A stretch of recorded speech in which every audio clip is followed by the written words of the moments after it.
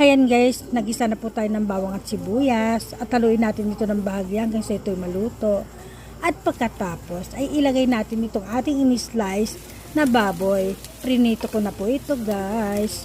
At isunod po natin ang ating liver chicken na in-slice din po natin ng maliliit para po sa ating pork sisig.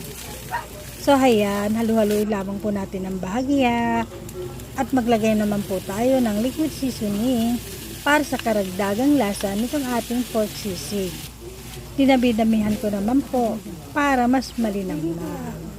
Siya nga po pala mga guys, inilaga ko po muna ang ating pork at liver bago ko ito iprinito at in-slice ng maliliit.